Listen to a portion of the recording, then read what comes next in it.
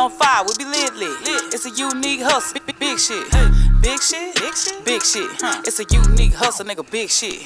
Big shit, big shit, big shit. Name another podcast like this. Check it.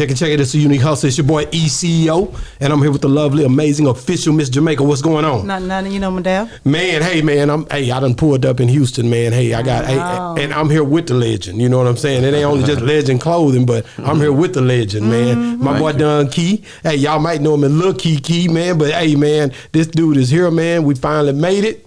And I'm glad about it, man. Thank y'all for having me. Man, you one of the dopest. Big respect for the podcast. Man, are you watch it? You watch it? LD don't give me no choice. Shout out to LD for holding it down, right? LD gonna make me watch everything. No, I love LD. He tuned me in the more gossip than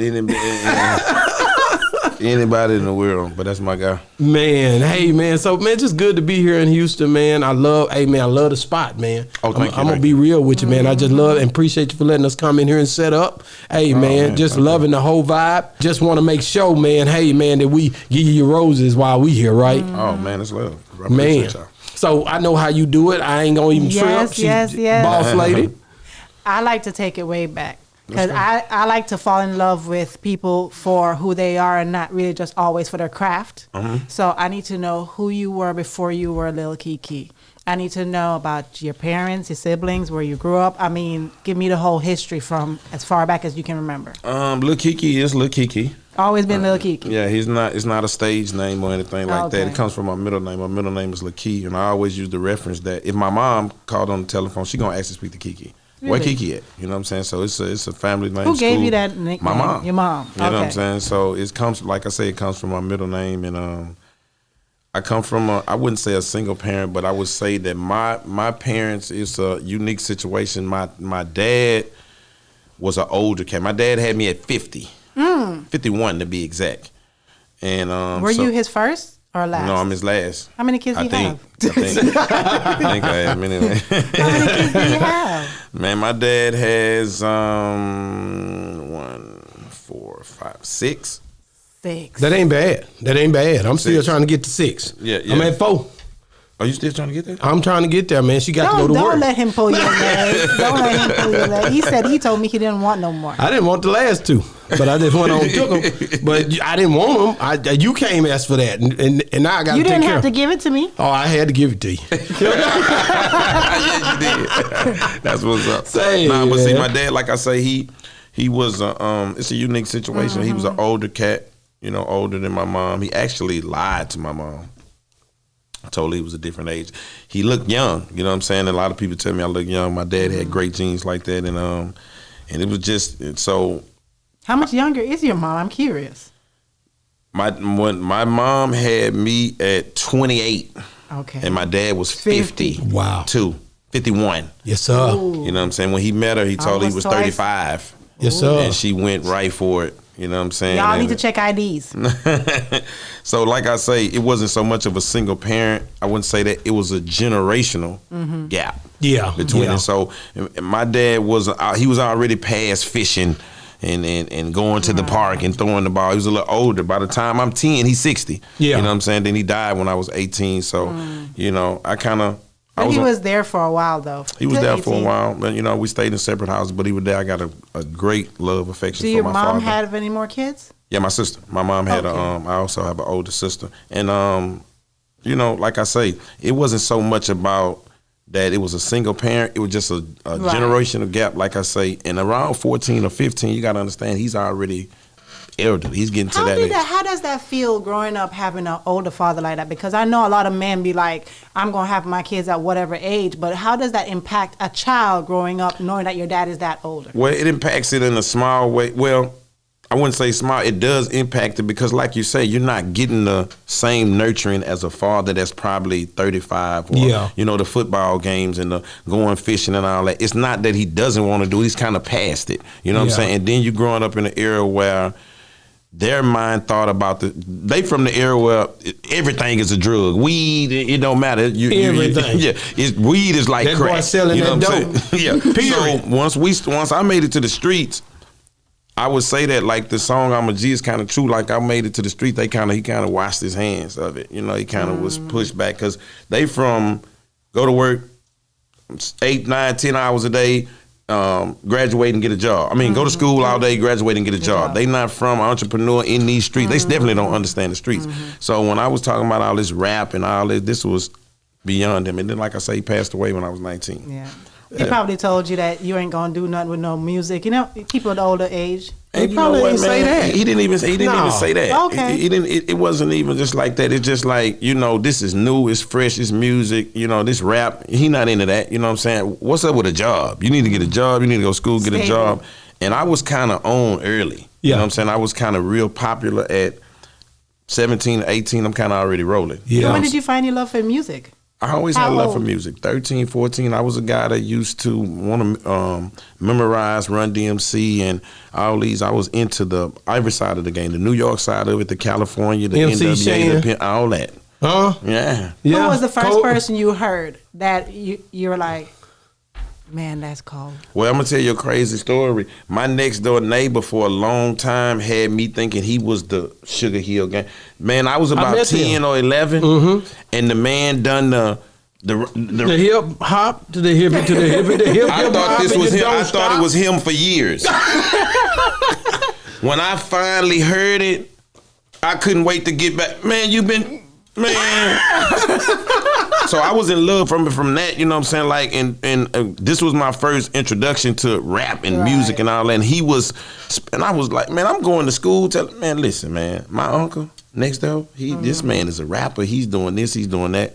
So that was my first love for it. Then, like I say, I'm from the East Coast generation of rap. When I say that, LL Cool J, Fat Boys, Run DMC. LL was that one, wasn't he? Oh, what you talking about? When that radio came out, you really like, nigga can go hard. Like, it was a little softer before, you know. Him and I'm gonna say for me, him and Eric B and Rakim. All that. Them two right there, they was the one that put it. Stereotyper.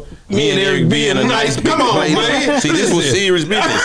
You know what I'm saying? So if you could come back to school and repeat that, this meant something. So that was my first introduction kind of to music, and then it switched over to the cursing. I call it cursing rap. When the NWA and the E.S.G, I was hiding those tapes. You know, my mom would let me listen to that, and then just from that, we started trying to get into them because I'm a real street cat. I was in the streets at 15 or 16, and when I say in the streets, like we didn't at 15 and 16, we didn't have curfews and none of that no more. We weren't coming in all. I was already having cars at 16 and moving and living in the weed house, and we bad. You know what I'm saying? But you know, you said the cuss era. See, that's what but you got to say Too Short in there too. That cuss era. Yeah, because he right there with the NWA.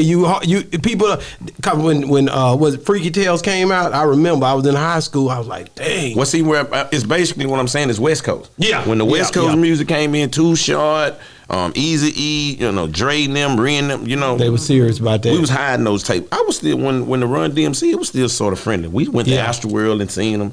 Oh, when NWA came out, it was on.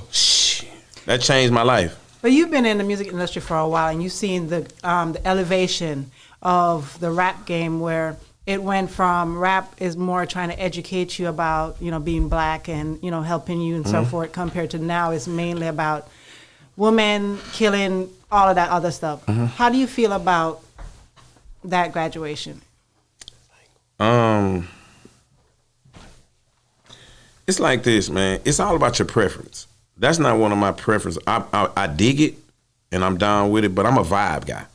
So the music that I make is about a vibe. The music that I listen to is about a vibe. I make music that make people feel good. They want to get dressed. They want to look good. At the same time, I could talk about doing 15 years in the penitentiary. You need to get out and do it. I can kind of mix it, but I'm not so much into pro-black activist rap because my music is a pastime for me. You know, I get enough information from social media and enough things that I got to go through as far as being a black man. When I turn my music, I want to be jamming. Okay. You know what I'm saying? So I don't be really I don't knock it. It's just not something that I'm from Frankie Beverly and May. I'm from a good time. So even when I'm making my music, making my hooks, most of the music you're going to feel about me, that's just like my new album. It's about riding and you're getting clean and you drink. Yeah, man, it's Sunday and you might wash the car or something. That's my kind of music. You know, it's a vibe. And I can switch over and talk about, you know, street situations or street stories. But for the most part, my music is a vibe. I'm never really into the music that's so much about, you know, brother. You know, that ain't me. Well, you know what? We really need to talk about the elephant in the room. Let's go. The elephant in the room. You know what I'm saying? Is knocking those down with Pimp C. We really need to talk about that. Okay. You know what Okay. like, why the hell is this the elephant in the room? For me, nigga, it's the elephant in the room. Okay. So I just want to know what that was like, and because I always get me a Pimp story out of everybody. So I be like, anybody I get on the table, they be like, this nigga crazy. This Pimp story kind of different because when Pimp came home to do that, yeah. First of all, that's my sample. You know, that's Correct. a sample of me. Let's get it. And a lot of people, you know, people use my Those samples a lot. A lot. Yeah. So when Red Boy called me and asked me to do the song, he let me hear it at first, and I was like, I really didn't want to part to that. You know what I'm saying? Because they sampled. You know what? Not the sample. What Pimp was talking about. The knocking those. I was like, I don't really want in. You know what I'm saying? Yeah, because like it was a different. It was a lot of beefing or something going. I just didn't want in. Got it. You know what I'm saying? Like I was it. like, but I asked him, what did he want me to talk about? And Red Boy was like, be yourself, be what you do. And knocking those down is about knocking those down and riding and holding. And that's what it's about. Yeah. So that's what I did. Yeah. You know what I'm saying? So Pimp was kind of upset with me about it because he wanted me to chime in to the beef. Yeah, to the beef. I didn't want to put Pimp, you know. This is my guy. I know. This man, he is hell on wheels. You know, I just like the fact that when it was done, like your seasoning on anything, you Houston and nigga can't never really. When you come, I seen a nigga rap down here about the first of the year. It was the first of the year. And a nigga was trying to rap like you. I heard it. I seen it every time I see a nigga from Houston. If he ain't rapping like you, ain't from Houston. I'm being real. It's a sound, bro. I'm telling you. And you introduced them to it a long time ago, and you probably did it because it's you. But a lot of niggas done grabbed hold to it and they go with it, bro. You done heard it. Yeah. So cool. and it's a thing because you built a legacy, man. And it's just like, man, dang, you know. If you don't come down and do it like this, nigga, anybody, anybody is not Pimp though. I can't say Pimp. Pimp's different. But like you guys, man, SUC, just all the stuff that you brought to the table, man. Thank you. Let me stop right now and say thank you because nigga, you helped me a lot of years. You don't even realize it. You know what I'm saying? Even when I was going through things locked up, that's when you know, Southside was out. I wasn't out, but Southside was. You know what I'm talking about? Yeah. But I had a headphone, and I could feel myself. I'm like, dang, I'm free. It made me feel like I was out. That's what's up. You know what I'm saying? So thank you. Last night, it was crazy. You did it last night? What? At the rodeo? Oh, yeah, I was mad about I saw it all over the internet. Man, Bobo Luciani called me. Man, I'm going E. I said, where you going? Bunny called me. I said, nigga, you couldn't have called me. Beautiful. Bro, I said, I came early. Epic moment last night. So you said sold out show, right? Sold out show. How hard? 70,000. How long is? I know it ain't been many of y'all in that rodeo like this going in. How often do you know hip hop get pushed off into the rodeo scene? Never. So you've never seen it ever? This is the first time. Never. This is the first time. You talking about us? Yeah, this is the first time. Wow. And this is the thing. We was gonna go to rodeo anyway. Okay. We were part of. You know, we're not into. This is a staple in our city. You either going to the carnival, to the rodeo, taking your kids. You're a part of it. So to be a part of Black Heritage Day and actually get to perform in the middle of the stadium, this was epic. How did they come at you about it? Well, Bun put it together. You know what I'm saying? Bun did. That's what I tell people too, man. We all get opportunities in different spaces to be great. Yeah. You know, I do this, I do that, and for him to get that opportunity, man, he was around the right folks. They gave him an opportunity. At the right time. And a lot of people just found out about it now. I kind of knew a little bug about it a minute ago. Yeah. And it transpired. It came together. And he reached out, and he could have done something and made it all about him. And he gave an opportunity for the city came out, man. Yeah, that's like dope. Crazy. So who all performed? You, Bun? Me, Slim, Bun, Zero, Willie D, Flip, Pokey, Power Wow, LaToya Luckett. Y'all shut that up. H-Town. H-Town Knocking the Boots. Yeah. Lele. E.S.G. Wow. They brought them out. 70,000. I'm gonna tell you, Baby Bash. Nigga, I'm finna talk Let bad me to that tell nigga you. when I see him. He wrong for that, man. Bun can bring anybody out. Yeah, I know it, but I'm talking about Bobo. This nigga came on my show. This nigga gonna leave me. Nigga left me. You know he left that. When I get back, we gonna do the show. We not doing it no more. He done messed that all the way up. It was nice, bro. I heard it. I knew it would be. He sent me the picture what they had. Chameleonaire. That boy performed. No, this is the second time he done performed in history. You know what I'm saying? Since he called himself done left. Yeah, that's my guy. He came out, man. It was epic. It was epic, man. Man, so how do you process, like, when you go into the studio and you finna do your thing, or I could talk about the roadie, but how do you process the music? Like, do you write a lot, or do you go in there and you hear a beat, or how do you do it? My process is a little different from it used to be. Like, I'm not in the studio all night. Okay. I don't do that. Like, people tell me, yeah, we was in the studio, man, from 12 to 6 in the morning. I hit them with what y'all was doing. You know, like, I kind of, this is what I do. I'm going to call my producers and I'm going to get the music. They going to either send it or I'm going to go do it. I'm going to vibe. I'm going to get the vibe. And most of the time, I'm vibing in my space where I'm cool at. If I'm smoking here, if I'm doing this, whatever. And when I go to the studio, I'm at work. Man, my engineers will tell you, man, like, I'll be having to tip them. Yeah. You know, because just say it's $50, $60 an hour. Man, I've been and came in and got 3 songs done in an hour. 4. Wow. You know, run through it. You know what I'm saying? So I've been in, they've been and done 12 songs on me and been and made $150. What was the first studio that you went to when you was young? And how did you feel walking into the first studio? It was crazy because we had came from nothing but screw tapes. Okay. I mean, and Screwhouse was just like this with turntables and a microphone. Yeah. In the hand. And people really thinking that we rapping on these beats slow. They going fast, just like record. They going just like that. And then we slow it down. So my first transition was going to the studio was really going, I want to say it was this dude named Fresh, and he had Reel to Reel. Okay. See, boys, I'm from everything. Yeah. Reel to Reel, ADAT. Yeah. See, I really rapped on this shit where you really had to, but get ready to do a song, you had to put 4 VCR tapes in. Yeah. To hear the. Yeah, I'm from that. And Draped Up and Dripped Out, the big 3 in the morning, I done that in the middle of a room on a microphone with no headphones, no booth. And that whole went hard. And that's one of the biggest songs of my life. Went hard. When we was young, we got introduced to the studio. Now, and the studio is much different. Even my whole album, Don't Mess With Texas, we recorded that in a box about this big. That was the bathroom. We had a little room. The back part was the studio, and the front part of it was the bathroom. We went in there and shut the toilet out of there and made it to the booth. Recorded the whole album, Southside, everything right there. Wow. I'm curious because then you know how y'all are very musically inclined, right? Yeah, and yeah. you can hear certain things. So that song that you're talking about back then, and it's one of your biggest hits, technology has changed and sound has changed over the time, how crisp and clear and so forth it's become.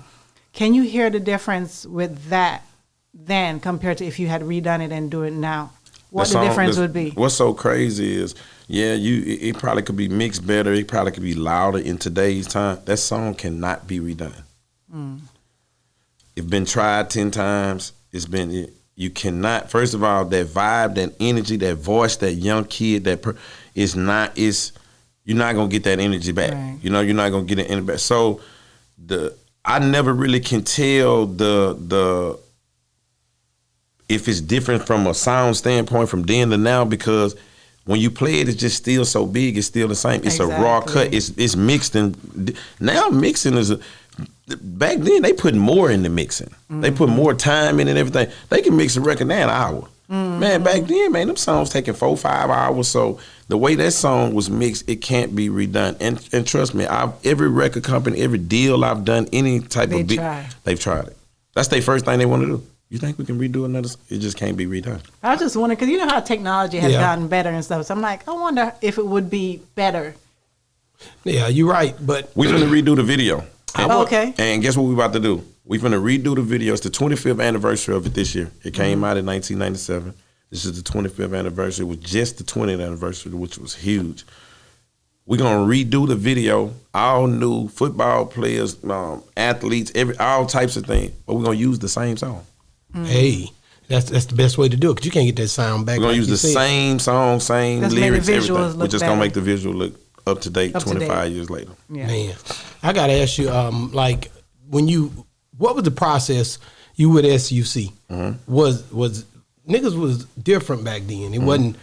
Right now you got to sign this and sign that. Well, how was y'all processing the fact of y'all togetherness? We wasn't processing because we wasn't. You see what I'm saying? We wasn't planning it. Like I tell you, like the difference between us and Swisha House, Slim and Paul and Chameleon and all them, they was rapping and going over there. They were trying to be rappers. Yeah. We going doing demo. Like I never done a demo. Yeah. I never done a demo. I never done a talent show. Yeah. Any of that. We came straight from screw tapes to getting to the money. So I tell people the history that we was making, we didn't know. It wasn't playing, man. Let's do an album. Let's do it. Until 1996, 97, when Screw dropped the first tape. Now we starting, I want a tape and Keke won't do it. But in the times of going to Screw House and collaborating and us becoming the SUC and these different mythical figures, Fat Pat, Lil Keke, Big Mo, we wasn't planning it.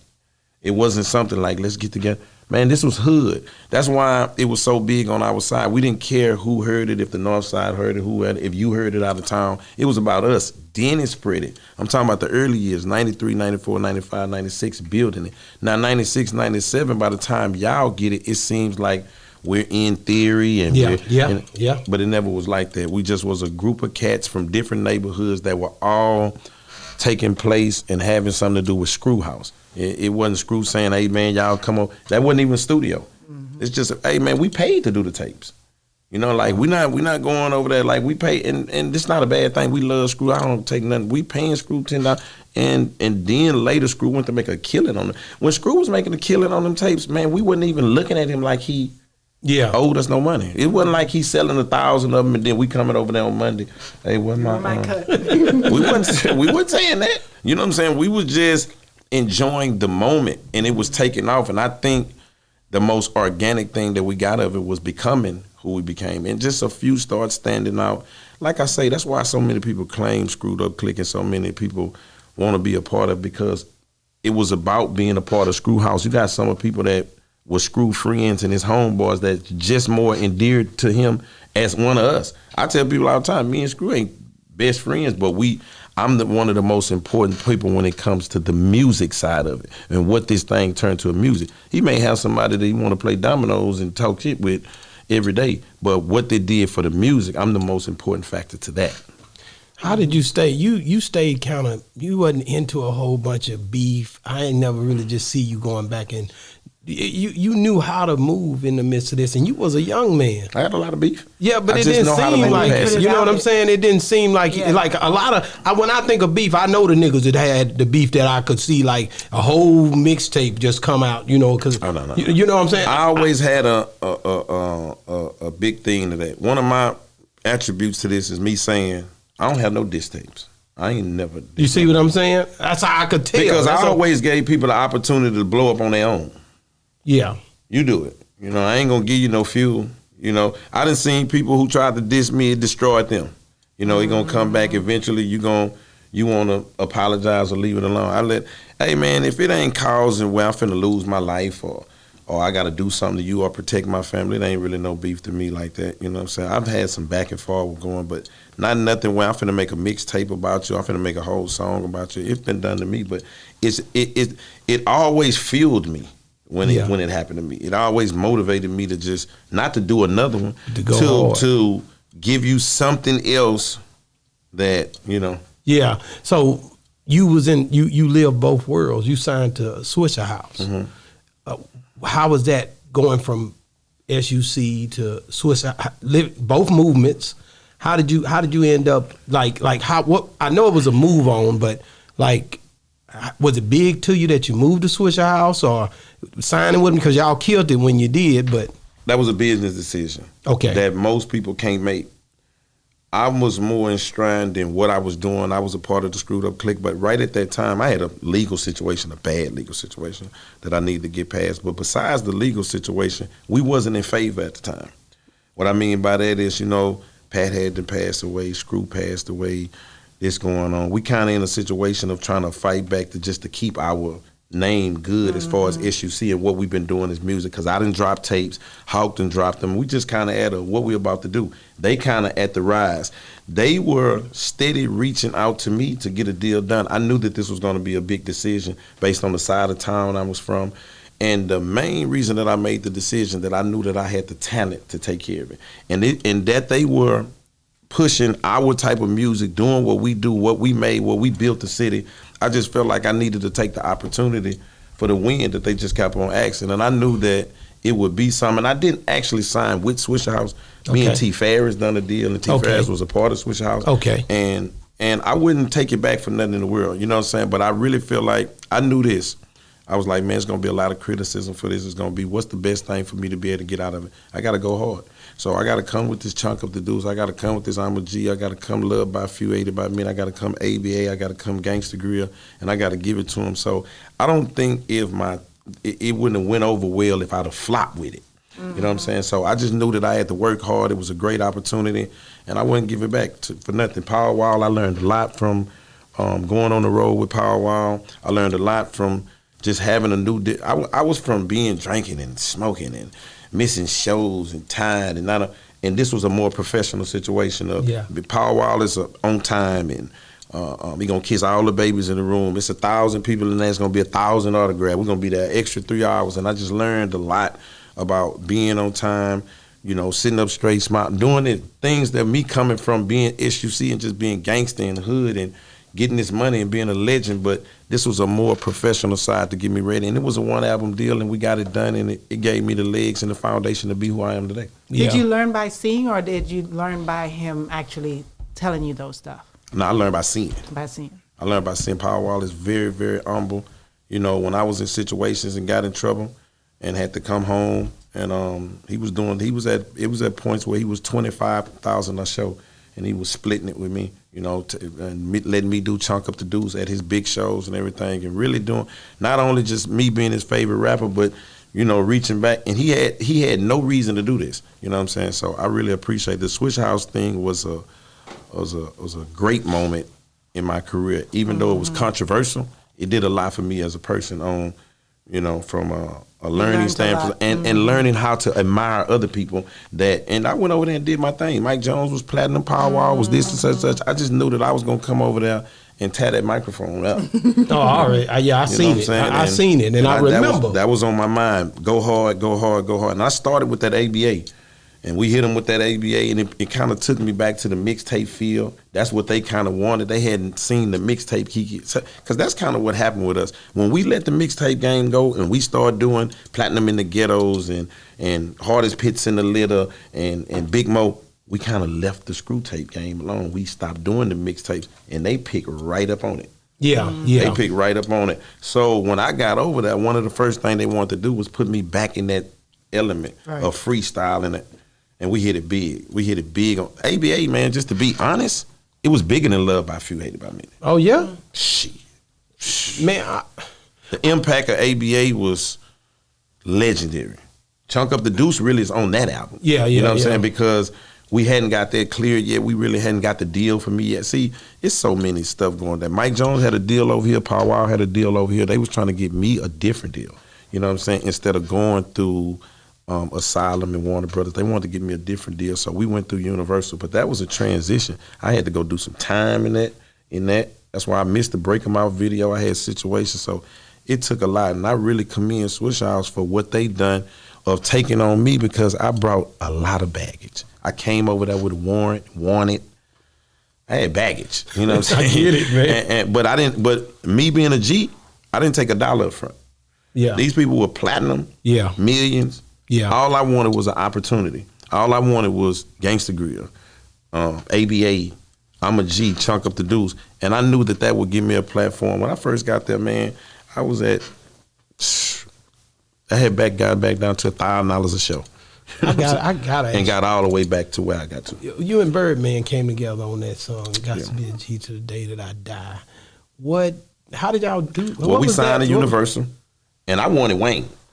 You wanted Wayne. Mm-hmm. I wanted Wayne just on the album, period. He was on Universal. I love Wayne. I wanted Wayne on the album. When we sent it back, he wanted to be on it. Him. Man, I wanted in. And he didn't, he slick. That's my bro. I love him. He ain't charge us for the record, but he charged us for the video. You know what I'm saying? And I love Birdman. That's my guy. You know what I'm saying? But it ended up being a gangster song. You know what I'm saying? It ended up being, you know. That went hard, bro. It did a lot for me because as an artist, when you have a big song like Southside, it's a breath of fresh air and a breather when you get over the hump with something else that they love. Because it get to the point, it was hard to beat that song, man. It's still hard to beat it. Yeah, I already know that. You know what I'm saying? That's a big song, and it happened to be one of your earlier songs. So. Man, I sell a lot of records. I make a lot of money, millions, and I can't get away from this damn song. You know what I'm saying? It was time. We had asked somebody, and they say, I hate the song, but I'd have to say, who was that? I don't remember, but it makes them the most money. Yeah, they have to say. You know what they said? I can't remember who it was. You know what they said? They said because at the time that they did that, they were at a different place in their life. Yeah. And right now, their frame of mind is totally different, so they don't like it anymore because that's not where they're at right now. But well, it's not so much of that for me. Like I say, I couldn't get past it. You know what I'm saying? Like, damn. They just, hey, man, I can make some gangster, man, I'm a rapping. Oh, you go. Hey, we love Southside. We just love it. Man, do y'all know anything else? But it ended up being bigger now than ever. But did you know it was going to be?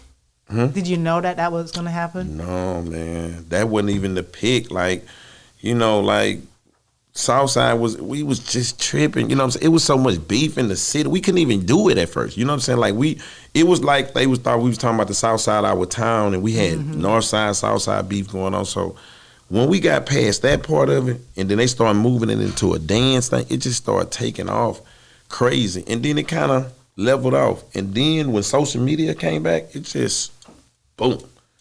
I got it. God just started blessing me. I own it. That's the way it goes. At first I didn't even own it. You know what I'm saying? And then I own it. I got my catalog. I got my everything. And then from there, it just took off. So I had one question. Go ahead. There's a lot of rappers, singers, everything that watch, young people who watch our platform. And if you had to advise them about anything about the industry, what would you say to them? Because I realize there's so much. It's more than just going and making music.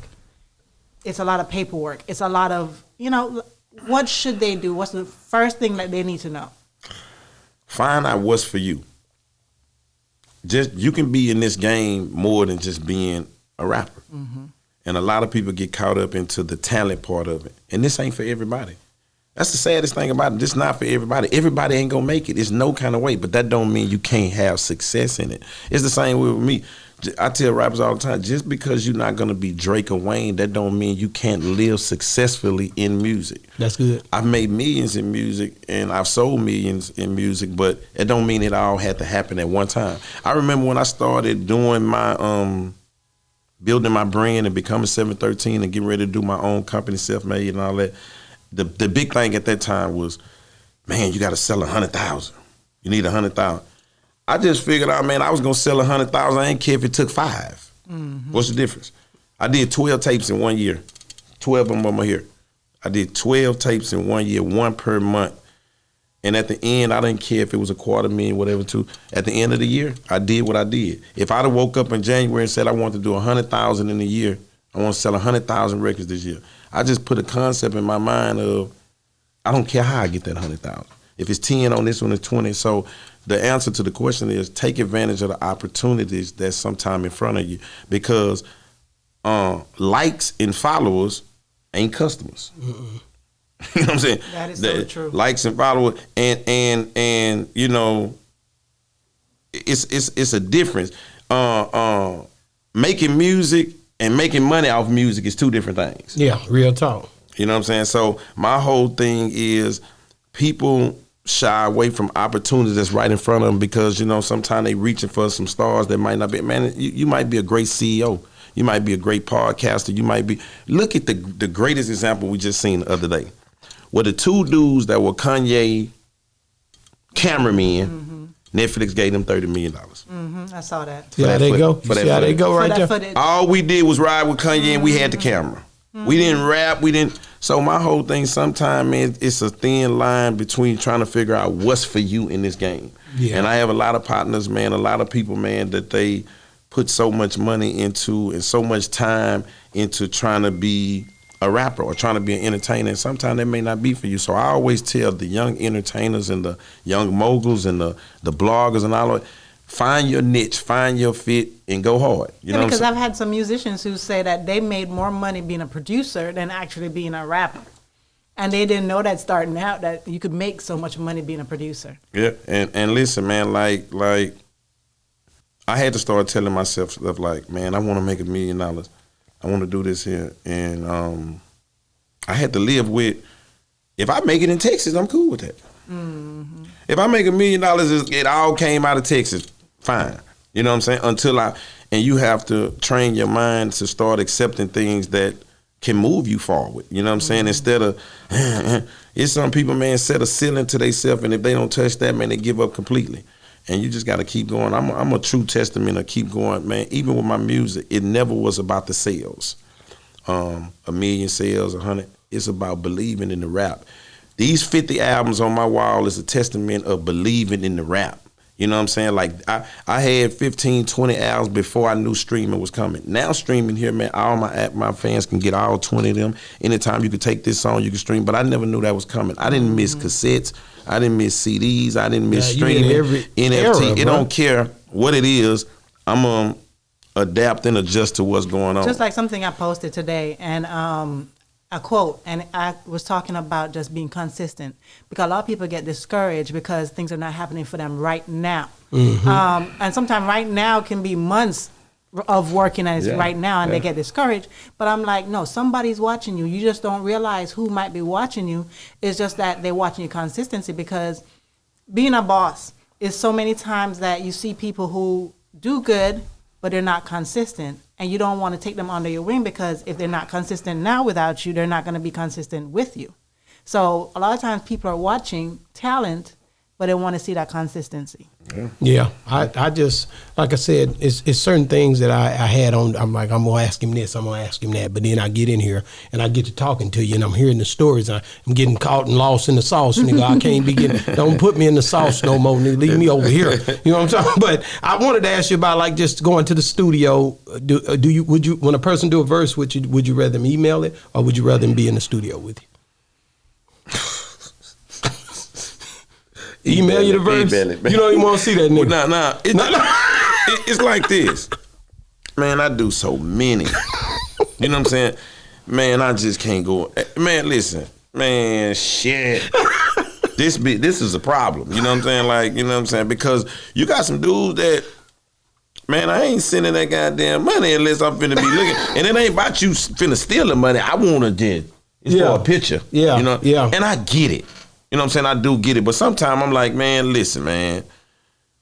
You want this on Monday, or you got to wait all the way to Saturday till you get here, man? And come on, man. So, you know, now if you hear, but let me tell you something. 70 or 80% of the verses that I do now, they want to see you. Oh, yeah? Yeah, they do. They pretty much want to. And it ain't about, they ain't worried about the money. They want the vibe, the what go with the social media, the post, the pit. Okay. They want everything that go with it. Yeah. But you can't knock them. You know what I'm saying? You can't. Do you pay extra for that? Do they have to pay extra for that? Got to. Man, let me tell artists something while we talking about this here, man. This is a great time to bring this up. You get what you pay for. Mm-hmm. Yeah. And a lot of artists, man, y'all. This is and this probably gonna be great for people that do verses with me, because they probably be thinking this. You won't call me and Jew me down. Man, please. I'm telling you, I got this here. All right. You might Jew me down. Man, I got $1,500, $2,000, whatever. I might shoot a free throw, because that's what that is to me. Yeah, you know yeah. I can do verses all day. I can do an album in a day. I've done it. You know what I'm saying? Like ABA, Gangsta Grill, me and T-Fair done it in a day. Ooh, so that's dope. Shooting, I mean, doing a verse is like shooting a free throw. Mm-hmm. So here it is. You want to Jew me down and pay this cheap price for this verse, and then a week later you want to ask me about a video. And now I'm finna tell you something crazy. Right. You know what I'm saying? Like, instead of just being realistic, hey man, what it's gonna take for me to get, a video, song, everything? Because the video and song is different. The song I can shoot that free throw. That's just like boss talk. I gotta come in and put on a shirt. Yeah. I gotta put on some clothes. You're gonna put my face on YouTube. You're gonna do all this. Put it all now I'm telling you saying how much? $4,000, $5,000. See, we'd have worked that out and talked about that because you're gonna get what you pay for. You wanna. So in other words, you want this cheap ass verse. You want a cheap ass video. You wake up, man. You done gave me $2,000, man. You done made $100 million off the month. And that's not gonna make. That don't make sense. You gotta make sense. And then let me tell you, it's different strokes for different folks. Me and Pokey talk about it all the time. Man, I got people, man. I just get on the phone. I got a soft spot. I've been and gave them a verse. Yeah. Yeah, man, it is what it is. It's energy, ain't it, man? Be honest. A lot of time. Yeah, it's all about how you talk to them. Whatever. You can get anything out of me. It's just based on how you do. So some people, man, just got to come to terms with the engagement of how to do music or how to do business. That's just really what it is. Let me ask you, man, how important is God in your everyday walk of life? You know, like yeah. You see what I'm saying? Because a lot of young people need to hear this, man. I wouldn't just ask you that. People need to hear that you can't just walk around here. You got to have him somewhere in there. I don't play. I'm big time. I have to stop. They'll be going, think I'm preaching this thing. Go ahead. I'm just being real because that's a real question. Because at the end of the day, people a lot of times account themselves out, right? They feel like, because sometimes people will show you too holy.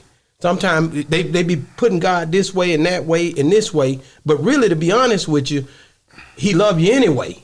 But you can mess up. I walk by faith hard. There it is. So what I'm saying is, but a lot of people think I messed up, so I can't get back on. Man, one of my biggest come-ups and what made me start flourishing is when I started living by the concept, man, I ain't missed nothing that God had for me. Hey.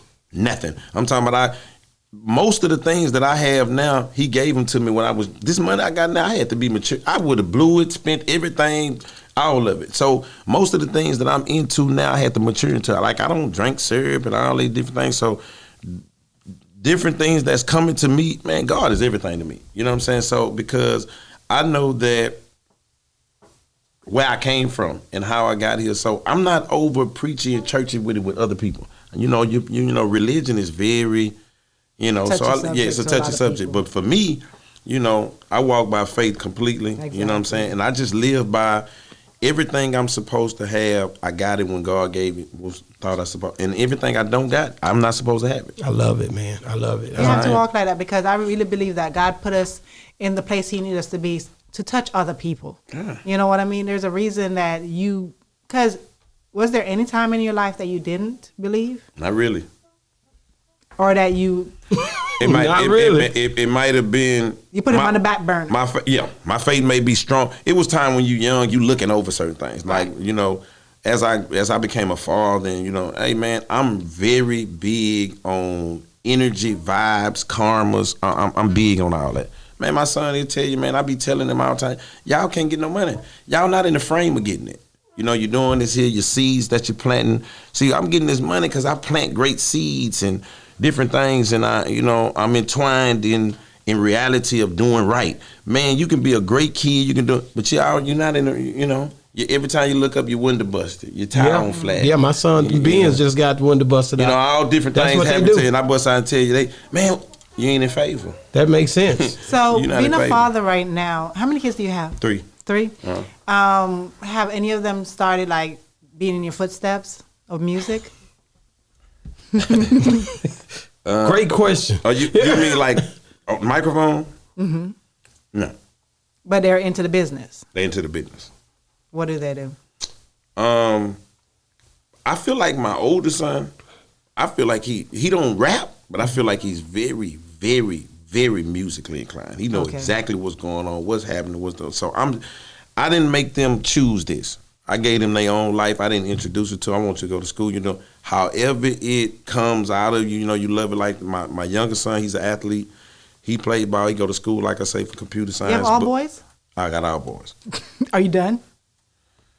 Yeah. You need 2 more. You see how you thinking? No, you need 2 more. You need a girl, daddy's little girl. You know how that goes? Listen, man, my kids have taken me out. You nigga, man. Like, listen, I'm trying to tell y'all, they cost way more grown. Yeah. I already know. What? But once they're over 18 and you're done with them. No. That's where it starts at again. Yeah, that's what I'm trying to yeah. tell you. That's where it restarts. You know what I'm saying? Like, man, listen, I think my kids was cheaper younger. Yeah. Yeah, man. That going to the Six Flags, that good. They need cars and business now. I gotta buy them. I already know where you coming from. Oh no, I'll be like, if I'm putting this, you need to put half because I'm not just going to give you nothing. You're not going to respect anything. Don't believe that nigga. No, I'm serious. They can get it. My son, he 14. That nigga gonna get whatever because he of want. him, not because of me. 14. I got a 16. I got a 16, 22. Get it, man. All that, man. But you know what? I spoiled them. I'm riding. You know. No. I spoiled them riding. I'm mad about it later. That can bite you in the butt, It didn't beat. I'm beat. I don't got a piece of ass right now. Shit, it didn't happen. You know what I'm saying? It didn't happen. But now, you know, man, what I try to do is be realistic with them, and I don't force nothing. You know, I don't have to be too tough. I be tough when I need to. So I just introduce. I'm actually bringing them into the business now, letting them do the merchandise side of it, just kind of getting acquainted with being around these different atmospheres and that, but never for you got to do both. You know, you can't do this without taking care of your business first. Did you find yourself overcompensating with your sons? I thought about that earlier. Yeah, because your father wasn't doing a lot with you because he was mix. an older, father. Did you find yourself doing that? Overcompensate? Completely overcompensate. Okay. But I ain't mad about none of it. No, it's dope. See, I got great stats when I like. This is a very big thing to me. Like, I compare this to platinum, gold, and all this. Man, for as much money as I make, for as many shows, for as long as I ain't missed nothing. I ain't missed the football game. I ain't missed the Christmas program. I ain't missed the Pamper. I ain't missed the. I just told my son. You the other saw day, all of them walk? What? Walk, Pampers, everything. Wow. I just told my 16-year-old son the other day, man. You know, I tell him this all the time. You know, we because I love to tell him. You know, I've been 16 almost 3 times. While you trying to run that game, bro, I already been 15 3 times. No, what you be saying? He shook. He can't come up with that for that. He can't come up with that. I've been 15 3 times. My daughter would tell you. It's a different day and age, mommy. Nah, but see, this is what I'm telling them. What I mean by, you know, I've been 15 3 times. Man, I tried to. I did overcompensate by doing, but I'm not mad about it because I lost my train of thought. But this is what I was telling him. Man, my son is 16 years old. He been playing football 5, 6. Him too, but 5, 6. Because I own the league football team. Yeah. 5, 6, 7, 8, 9, 10, 11, 12, 13, 14, 15. Ain't missed a year, man. Man, you done had 150 football games, 200 football games. You know what I mean? I seen 200. Boy, how do you fit that into your schedule? Man. I don't care. Do you turn down? Let me tell you something about me. Some stuff? Reschedule some stuff? No, let me tell you about me. Let me tell you. First of all, I don't stay on the road. I've been let that go. When I take care of business, I take care of business. Like if I'm coming to y'all, I got a show in Dallas at 12. I'm leaving Houston at 7 o'clock. I'm getting there at 11. I'm performing at 12. 12:45, we back on the road. I don't smoke. I don't drink. I don't do none of that on the road. My drivers, they gotta. We finna turn this bike around. So I done had plenty of nights of coming from Dallas and show right back up to the Little League field at 8 o'clock in the morning. Man, I coach Little League field, own the team, watch the kid. Man, I don't care about no Southside, rocking the stadium, getting money, Kansas City. I don't care where I'm at. I ain't missed a game. Now, he might have had 200 and I might be at 198. Yeah. 199. Right, I ain't missed nothing. But in your entire life, what would you say is your biggest achievement? Consistency. Dope. Wow. On everything. And let me tell you, longevity, consistency, and I would say whatever word is for, I never give up, no matter the circumstances. That's why I tell people it's easy for me to accept the word legend or accept all the homage that's given to me because I accept all the ridicule. all the pain, all the hurt, all the down talking, all the derogatory. I lived through that. See, this skin, you gotta have skin for this. This skin ain't for everybody. So when years when it wasn't going my way, years I'm signing with Swisha House, people ain't happy. Years I ain't selling no records. Years I'm still drinking and smoking. Years I'm still going to jail. I never gave up. Never gave up. Why did you stop drinking and smoking? Because it was time. I didn't stop smoking. Why did you stop drinking? I stopped drinking though. You know what I'm saying? Because it just became time. I was drinking syrup all my life, and I ended up catching a case at one of my studios, and I had just got out of a lot of trouble. And the judge was just like, you know what, we really spared you. So if we convict you on this, we're gonna file the 99 you. So it was a bunch going on in my studio. Anyway, long story short, they had me on a pretrial from November 2011 to April 2012. Couldn't drink, couldn't do nothing. You had to take a piss test every time you go to court. So I was just out 5 months. I told God, if I beat that case, I never drank again. I never sip another piece of syrup, not an ounce, not a deuce, not a tray, not a cup, not a wok, not a act, nothing. And that was 12 years ago, and I ain't been back since. How hard was it to just stop? Once I got off on it, it was the hardest thing ever. But my freedom was on the line for that 5 months. Mm-hmm. And I had just got out a bunch of trouble, so it was going to be more of an embarrassment to be back in trouble for some drinking. And I just got out of all this 10-year trouble that I was in.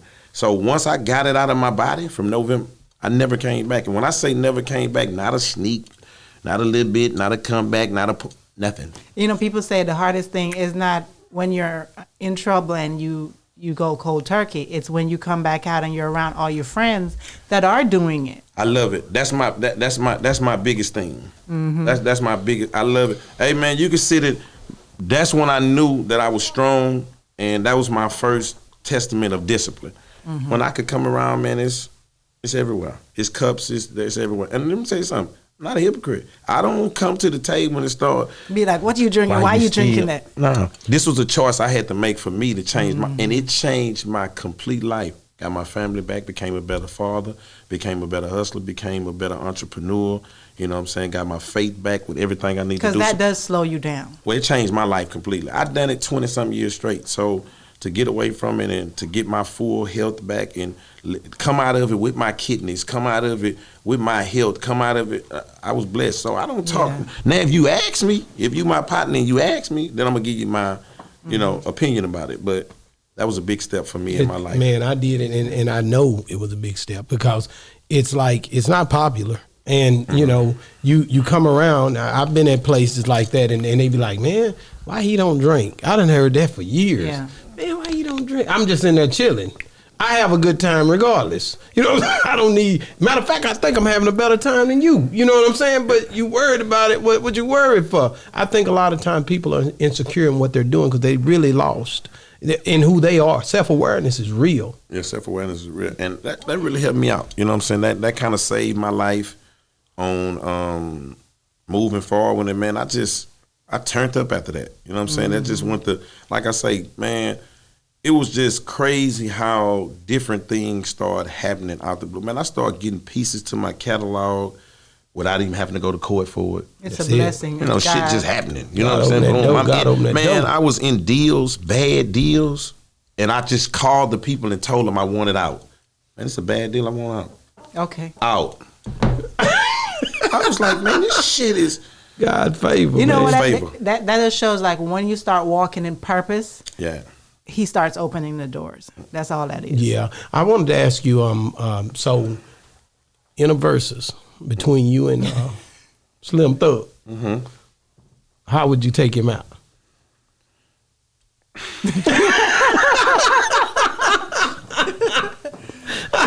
Because y'all got a lot of songs, and I was trying to think of who I would pick. More songs? It's like this, man. Slim, my brother. They work, man. Slim, my brother. And he got great songs. He's been in great situations. I always tell people this. Shout out to Slim Thug. And my bro.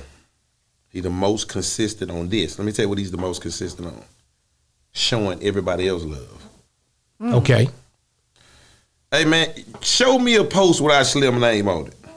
I give you $100. You getting in there. I don't care what. Go down your timeline. If Slim ain't on there, I'm gonna give you $100. He love everybody. He show up, man. And for this city, man, with him being one of the bigger stars, and I get back to what you're saying, with him being, he show up for everybody. And that's what I told him at my Legends dinner. I appreciate you, man, because... And that was a dope dinner. I wasn't there, but I was on LD page. You just struck a nerve. You niggas had on black. I'm sick of it. Now, I'm coming to the party, nigga. You gotta come to the party. It was y'all nice. not leaving me. And I got to sit saluted, in the truck. You know I saluted everybody, and I saluted him for no matter what, man. He always show up for everybody. Now, in the verses, I say this. Slim has a situation where he have deals, so he have some bigger songs, with maybe some bigger artists. I always tell people this, and it ain't just about Slim. Hey, man, we come to the backyard, I'm going to make it tough for whoever. We do it here, I'm going to make it tough for whoever. And I'm going to make it, because I got some, hey, listen, people don't get to see. I see it. I see the wall. As a matter of fact, you can't miss it. Hey, let me tell you something. I'm going to make it tough here. Here? It's hard. It's tough. No, I don't know. We take real. I don't know. Everybody love everybody. They ain't never done a versus with South. No. We got to do something. But they always ask. I had to ask that question because you try to figure out who would. Let me tell you something. The city will love it because the North will love it, the South will love it, and we both got rolled. They all need of to that. do it. But I always tell people, man, that's end of. You ask him, he pretty much gonna say the same thing. Bro gonna say the same thing. But I just feel like that, man, with anybody, man, in the backyard, I'm ready. Yeah, I got to ask you this question because this here question comes in from a blogger friend of mine, and he said you got to ask him this, man. I said I'm going to see him, man. I said I'm going, nigga. You better come on. And he said, nah, man, I can't go. But I said, well, you better try to get. You might not never see this nigga. I don't know. I looked up on it. What's the question? I got to get to it, man. He had my phone hijacked for a second. Trill talk, no pill talk. I've been seeing him. Yeah, he says, what draws you so close to LD, and LD being from East Texas, you know you're going to see it. And how do you feel about Texas as a whole, and are there any other East Texas artists that you listen to? Man, it's like this. I done some music with LD back a long time ago. I seen it. Long. Well, I damn didn't remember. I didn't remember LD telling me about it. I didn't even remember. I'm like, no shit. You know what I'm saying? It was that long ago. Yeah. So, man, when he got out, man, he was so adamant about recreating what he had left off. So he called me again to do another song, man. Let me tell you something what's finna be crazy to you. And I ain't just calling him this, but it's like, I love penitentiary niggas. I just like them penitentiary ass stories, man. I grew up under a lot of penitentiary niggas, man. A lot of next door neighbors, my partners. Hey, and even my little time with doing, man, I love a penitentiary story. Man, listen, when I'm in the car, I tell people all the time, I was in the county jail, and I used to have this cat, man, and he did 30 years flat. Yeah. He ate all my food up because he had all the stories. So I let it, my bag was, he finna come over there and tell me about 2 hours of these stories. Man, this man will eat up everything I got, man. And LD, we used to converse and we used to talk, and LD is a penitentiary nigga, man. Golly. Man, this dude here is wild, and man. He got stories for days. Oh, man, listen, I love it. I'm a great debater. Oh, you got you some, man. Are you better than LD? Because LD can go. I heard him. Boy, this man, this man debates me every day. I 5, 6, 7 subjects. I believe it. And I tears his ass. And I tears his ass. Nah, but man, listen, that's my bro. And listen, you know what? It wasn't just that. I was in love with his, even though I was trying to talk him out of his hustle. I'm like, man, will you stop selling rocks right here with the shit you doing, man? But I loved it. I loved in it. He believed in it. He meant that. He believed in himself. You know, hey, man, I want to do right. I want to live off this, man. I'm going to do whatever. I told him from the beginning, listen, man, you can get talked out of that shit in a minute. It's time to cross on over. You know what I'm saying? But I loved it. And I just loved this hustle, man. He just became somebody that, if you got a good sport argument, you can argue me all day. I'm gonna argue sports all day. So just the person who he is, and he just got a lot of elements of shit talking that I love to converse and talk shit too. And we just grew a good bond, and I want to see him do well, man, because he really a rap junkie. He really love it. And man, listen, man, anybody that's trying to come out to do the right, that's just like Brewster. Yeah. Brewster, that's my guy too. Yeah. Anybody that's trying to come out to do the right thing, man, hey man, listen. So Al, that's my guy. And as far as East Texas, who else? It is somebody else in East Texas that I do jam. It's been a minute, but I love East Texas. I was just in NAC the other day. Oh, I'm always in there. Longview. Yeah. So East Texas, these my people. Tyler, I'm always down there. So, and listen, people, man, I always tell the East Texas people or anybody that's from outside, you got to take advantages of your opportunity. And the opportunity, man, Houston in front of your face. You got to get in that car and go. That's right. You got to get in that car and go to Dallas because sometimes, man, you know, man, out of sight, out of mind. Or it ain't that the talent ain't there. It's the resource. It's no different from when we had the resource ourselves against California and against New York. We didn't have the resources. Def Jam and Universal not downtown. Yeah. Russell Simmons ain't on the corner. You know what I mean? That's a great opportunity to wake up in all these media. LD asked me that the other day. What you think? Why you think? And I was like, man, that media opportunities are much. When they growing up at 17, 18, got they demo tape. They able to go take it to downtown to 100 scope out. Yeah, man, I right got there. this demo tape. I just got it. Yeah, shit, I ain't no telling who I can get it to. So that's the difference. So I'm saying that to say in East Texas sometime with the and it ain't just us. You know what I'm saying? If you need to go to Atlanta, wherever you need to go, sometimes just stretch out. Win your hometown like you should. You should win your hometown and then try to take that buzz to the next bigger thing. That's right. Whether that's Dallas, whether that's all it be sometime for the smaller But cities. a lot of people find love outside of their hometown first before they even find their home. Sometimes, but that not these Houston niggas different. Yeah, I ain't gonna lie, these niggas is loved. I don't know how they get embraced. Who have came up? It kind of seems being like a star here can be a curse. I'm trying to figure out because you get put in the box. Because you can live so good and so great, you'll start skipping over everything else. What else happening? Yeah. It didn't happen to me, man. Listen, let's get besides millions of dollars. If somebody tell you, man, listen, man, I'm gonna give you a beautiful home. I'm gonna give you 2-3 cars. You're gonna have nice vacations. You're gonna make enough to save something for your kids, and you can pretty much travel and do what you want to do. You don't have to put a price to that. That's a great life. Mm-hmm. And the average rapper can do that here. If you make it. That's dope. Whether that's $200,000. I always tell my kids, man, the dudes, they be like, man, I want to try making $250,000 a year first and see how that feel before you just, I want to make it. Making $1 million is great, but man, hey man, I seen a rapper the other day. I forgot what his name was. He was on there. They was laughing, but it wasn't funny to me. He was like, man, I make $30,000 a month. He said, man, I make $10,000 on streaming, and I do me 4-5 features a month. They thought that was funny. Wasn't shit funny about that. That's big. That was beautiful. Yeah. Exactly. Hey man, at $30,000 a month, you can live great. You better know it. If you're not blowing it, because a lot of them be blowing Now, that if you money. blowing it, if you buying a chain every month now. Let's not go too far off. I want to ask you about. I want to go back to LD. You executive produced his up and coming album. Yeah, you did. Yeah, that's what. Yeah, the word got back. And this guy. So I just want to know who's all on this new Davis Street album. Man, I told LD to do a real album. Okay. I ain't saying that he hadn't. That's the first thing came to my mind when you said that. Like, has he not done a real album before? Take your time, think. Stop talking about, man, I'm going to studio Friday. You got 8 of them. You go back next Thursday, you got another 7 album. They be jamming though, boy. They jamming. But I wanted him to just take advantage of opportunities of, man, you're gonna get Key, I'm gonna holler at Poke, and you're gonna put it together with it. Let's make you an album where you can make your impact. You know what I'm saying? Where you come back, where you don't have, where you start. Now, if you want to go back into the frame of every month, I'm just saying, I tell them stuff like this, like I do. Man, get you 7 tracks and get 2 off of them. 7 tracks, 2 off of there. Let the producer send. Let one of the producers mess with Lee, whoever. Let him send 10 and get 2. Come back, get 5 and get 1. Come back, listen to 4 of them and get 1. Man, you're gonna know you got everything that you really, really, really wanted.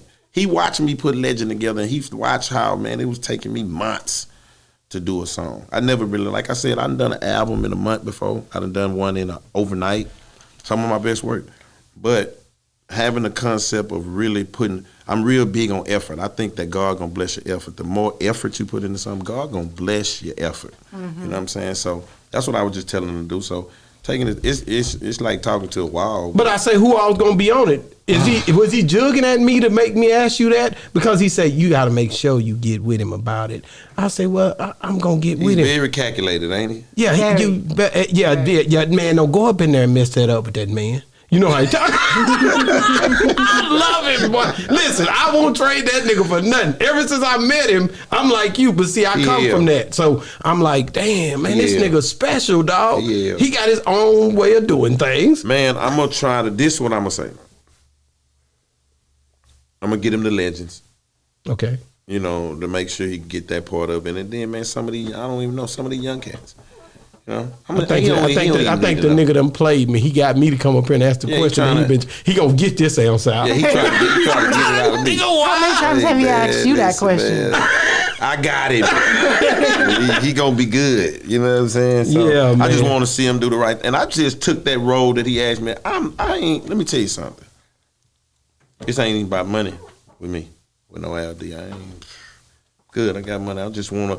Man, I just want to see you in a situation where you can flourish in what you're doing. If you can put that same amount of hard work into how you doing it, just put in it. And man, his efforts already been blessed. You know, he running into Keke's and Boss Talks and Greg Streets. God giving him. If you do the right thing, that's what's gonna happen. Exactly. Yeah, you sound like him. That's what I try to give him a bigger. That's cause you deserve it. I'm like, no, nigga, I appreciate it. But you doing the right. He sound just like you just said. No, because he know this the game I be getting. You know. So top 3 artists of all time, dead or alive. That's something that we do on Boss Talk. Top 3 artists, dead or alive. Any number genre. 1, any genre. I don't care. You could say.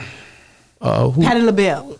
You love Patti, don't you? You just throw her. Or Bob you know Marley. who I'm gonna start with. I ain't just, most people. You supposed to start with you. Don't care, but I'm gonna put me in. You ain't got to worry. But the greatest artist of all time, number 1. Who I'm finna say? Michael Jackson. That's why LD was coming at me about that for the longest. You the one got that nigga over there mad at Mike. Mike. He kept telling me.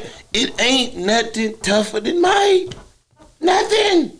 Nothing. You see that? Nothing. Ain't no way in the. First of all, these are the kind of stats Mike got right here. That's the killer. Ain't nobody gonna never outsell him. No. That's not gonna happen. Ever.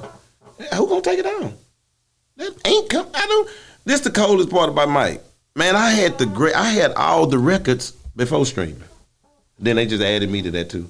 Y'all not. Y'all act like I'm gonna miss that. He ain't missed that. It hit hard. He hit hard. You know what I'm saying? So it's over from that. And then I tell people this here, man. Imagine this, man. Imagine you being 17, you 18, I'm 16. We love women. These girls, they hollering, they screaming, they going crazy. You 17, you going through you 18. But they hollering for that 9-year-old. Wow. Yeah. I'm talking about they falling out. Yeah. The women, they get it. They taking their clothes out, they going crazy. I'm talking about they losing their mind. You 17. Yeah. You 18. I'm talking about they can't stand. But it's for our 9-year-old brother. Imagine the stories that Mike would have told. I'm talking about y'all standing out there, y'all dancing, and y'all doing everything y'all do, then slide on to the side where a 10-year-old can get right there. He been come through. And that 10-year-old finna trip out. The nigga was a legend and a star at 10. I done already passed up these Sammy Davises. Smokey Robinson. Our main one. Brown. James Brown. I'm finna pass him. By the time I make it to 17, man, I'm icon. It's over. My whole childhood, I gotta play with giraffes, monkey. I'm a monster. You right, man. I get it. From 9 till I died, till it's over. That's your boy Mike. Hey man, what's your favorite Michael song? I don't know. All of them. I'm a Mike fan. So when you were younger, did you ever dress up in the jacket? That's why I'm still hurt. I didn't get the jacket. See, I'm from the. Hey, that's still me and my mama still into it about that. It's not too late. You can go Mom, get you know your I ain't jacket. get that jacket. I ought to not buy you something behind. I ain't get that jacket. That jacket was The everything. glove, the everything. I ain't get it. Number 2. Okay. Number 2. Yeah, I'm gonna get you. Number 2 for me would be. Oh, let me get back on. Number 2 for me would be. Got Mike. Ice Cube is very influential. You like Ice Cube? Somebody gave us Ice Cube So a while he back. is your number 2. Cause he really the first rapper that I thought was, man, this nigga is a bad man. See, I liked it, Run Peter Pipe. I liked all that. LL. But I ain't like him like I like that nigga Cube. It was that Because one. Cube is See, I was not gonna say only- Pac, but Cube had done something to me before Pac. He's a businessman It's too, that not once. only a It's that rapper. once upon a time in the projects. Yo, Cube is the toughest, man. Like from as far as the dude who could, and so he was very influential to me. so 2. And Number and 3. Number 3, me. gotta be Yeah. you, and I don't blame you. I was going to see if he was going to forget to add himself. Oh no, yeah, I didn't even think about that twice, man. Me really number 1. I'm just going. I just had to say Mike because he Even was over him. Mike. I had to say Mike because my son is. Because I like to remind him two times a year. Mike the coldest ever, nigga. Even Chris Brown, that's their That's new baby thing. Mike. That's baby Mike. And Chris Brown. That's baby Mike. Because, Al D came on and talked about Chris Brown He better. changed his mind though. Don't do that. Don't do that. I be tearing his ass up like that. Listen, hey man, Mike is so influential. It ain't even about the joint. It's about, man, this is, we talking about? This money, Mike. This is Mike. Yeah, the glove, boom, she out. That Mike.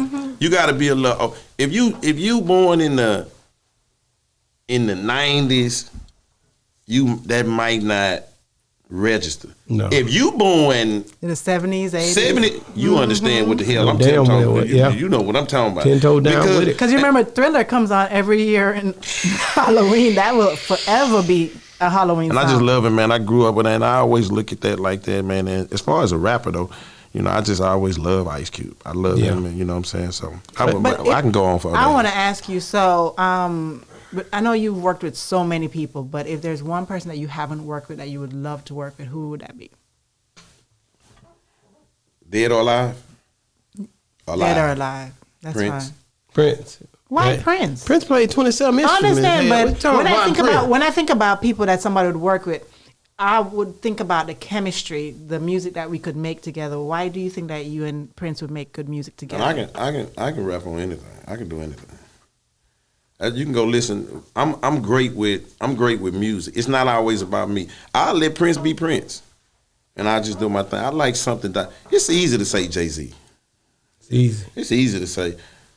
I don't want to say something that I think probably. I want to say something that would have been off the wall to happen.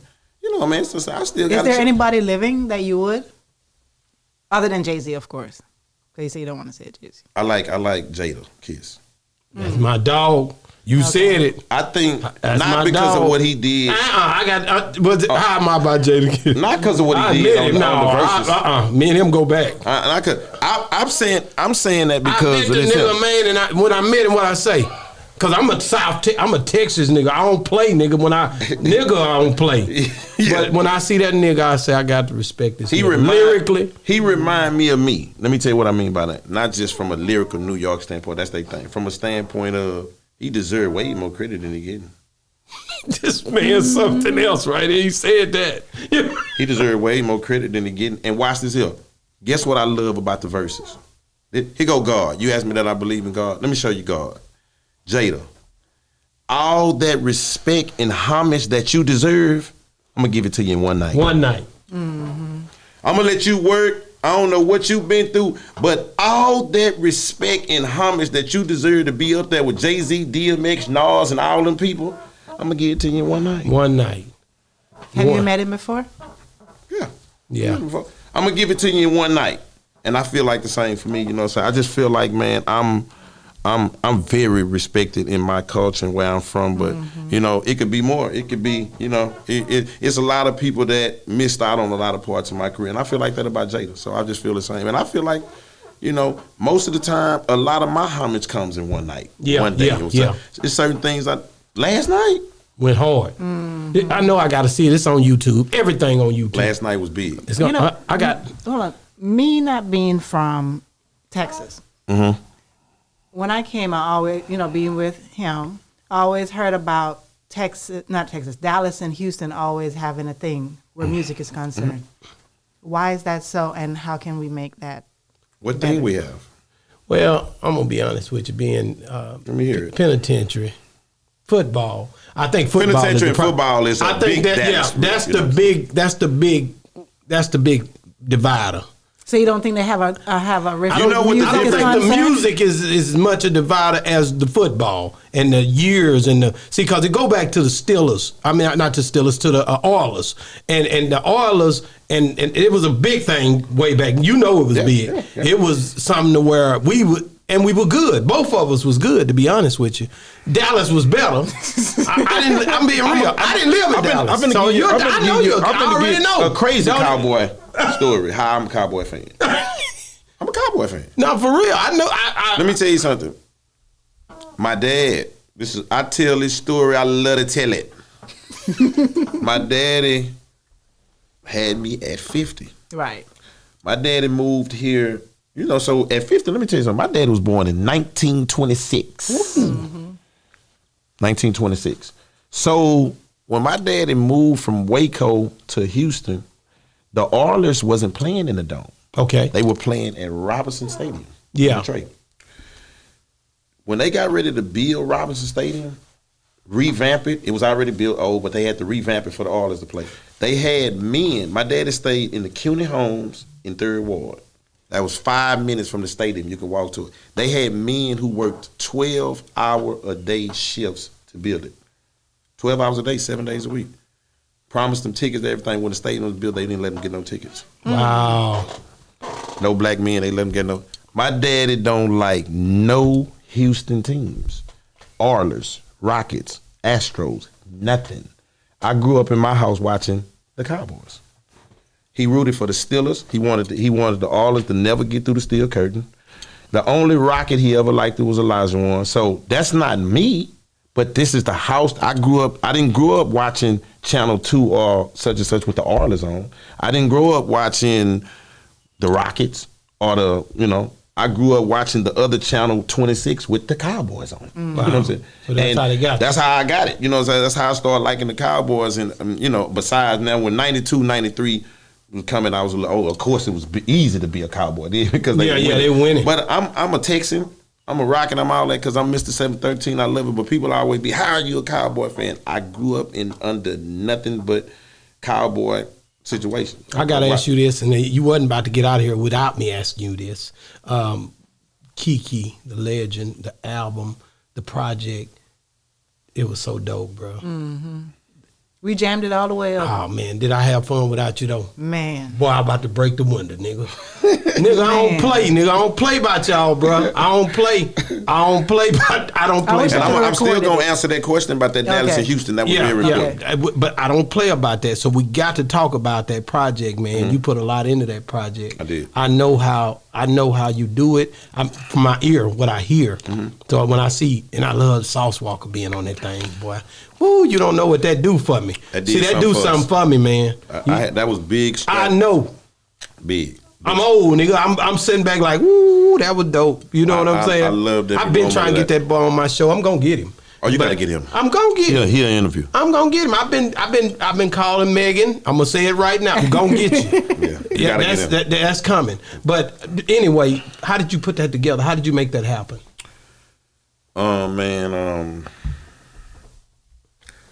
I was in a situation where, man, I was just doing catalog music. Okay. Adding to my catalog. Not saying that I'm not in tune with it or going as hard as I can, but I was doing music for my bottom line.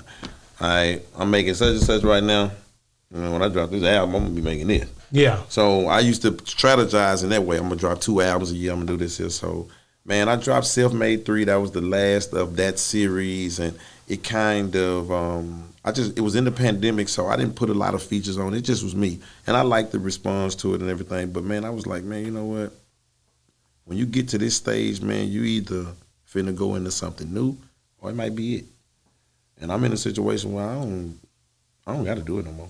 Yeah. Yeah. I like it too. I like that. That's when you can do what you want to do. Hey man, let me tell you something. What I'm doing right now, I'm gonna be doing. I'm saying, and I don't got to do it no more. You know, I'm good. But I was like, you know what? I'm gonna put a great effort in this because I have a lot of people that always, you know, I may be somewhere and run into a Juicy J or something. Man, that working. We'll do it, and I'm finna start taking advantage of some of those opportunities. And man, I was like, you know what? I got wrapped up into it, and I was doing it, and I just went to feeling the vibe of it coming together great, from the production to how it was coming. Man, like I say, man, I was doing songs that were taking a month. That's something for me because I'm quick to the draw. You know what I'm saying? So I'm doing songs with a hook on it. It ain't got no words. I'm having to take this off. And even with the We From Texas song, I was like, you know what? Keke, how you gonna come out? What single you gonna come? How you gonna do this? You know what? I was like, man, we stand up so much for Georgia. We stand up so much for Florida. We've been standing up for New York, California. Since I got in this game, it's been real important for me to get people to live up and stand up to Texas and just represent. So I was like, man, you know what? I want to do a big Texas song. And, man, I made that drop. Hey, man, Longview, Tyler, San Antonio, Austin, Dallas, Beaumont, Port Arthur. Man, let's stand up, man. We finna stand up. And, man, we put that together, man. We're going to put the Hogs on here. Slim, Keke, Zero, the biggest in the city. I already expected them. See, that's why we're going to put Sauce Walk on. When you did that, that's when I was like, dang, that's a move. We're going to put Sauce Walk on. Because I'm used to seeing you. I know what y'all do. We're going to make it a little controversy. I love it. And that joker took off. That whole it took off. And bro, it's doing crazy. Like it's streaming well. You know what I'm saying? So that was very big. So that whole album, and once I got that going, I was like, I just started doing it, man. Justice League, man. Juicy J, Big Crit. Yeah. I just started adding to it, man. Big Crit. That's my guy right there. Crazy. But and Juicy J too. But working with DJ Chose, I be looking at you how you working, you bridging these gaps. I'm an old nigga that I hear a lot of old niggas talk about the young niggas, but I don't see the action. So when I see you link with a younger cat, that's where I'll be like, that's dope because other people can see. Man, I got a great vibe with him because he makes his ass shaking music. He's great at it. You know, him and B King, that's what they do. Yeah. You know, but he can make some street music. Young boy, Frejo Bang, Kevin Gates, look, he can make some street music. He very musically inclined. So sometimes I don't even know if this should be the single. I just love him. Man, I'm making this the single because I love you. You know what I'm saying? We're going to do it because if I call him, he picking up. Yeah. He called me, I'm picking up. So I had already started that trend of doing that in the that's what Self-Made series was about. Going to get all the self-made stars. So I started early in Self-Made 1. Then when I got to Self-Made 2, EXO, DJ Chose, Cal Wayne, all this. So it always been important. And that I didn't get to finish that trend on Self-Made 3 because it was the pandemic. I couldn't get the artists.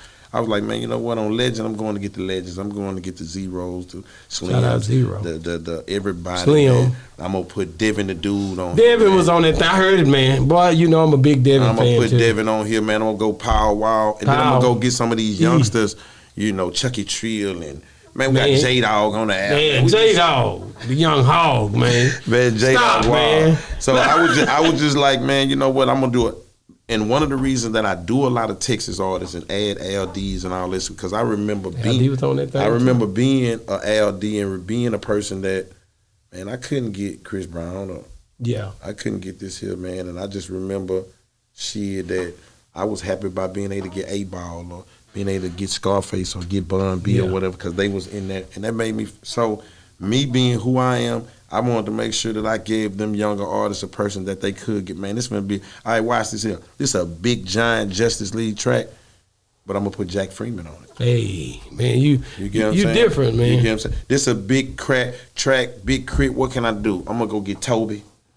Man, it's Toby, so I'm gonna get Bun. Okay, let's go Bun, Crit, and Toby and Lil Keke, real diverse record.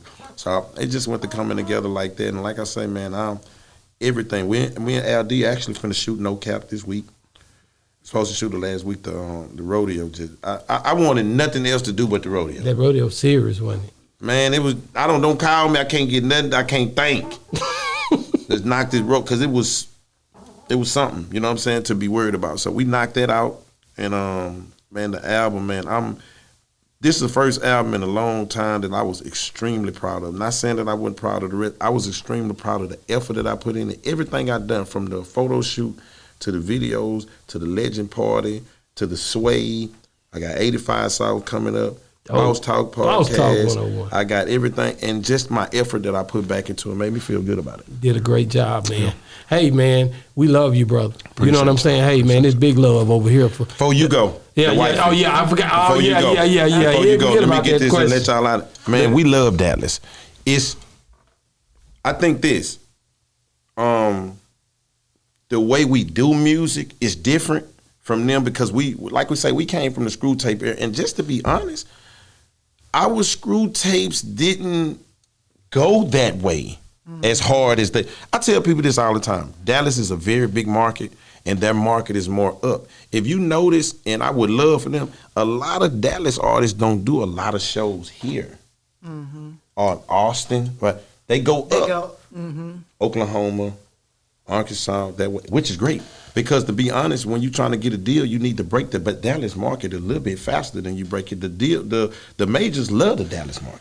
It's just that I think we had more based on the screw tape era, we had more individual legend. It's more of a legend city. You know what I'm saying? Of all these different, and our fan base really follow us very, very hard. You know what I'm saying? From a standpoint, I don't know if Dallas fan base follow the Dallas artists as hard as the Houston fan base followed the Houston artists. So we don't have a Dallas Houston thing. You know what I'm saying? I was in Dallas last week. I loved that. Was there a lot of collaborations between artists here and artists in Dallas?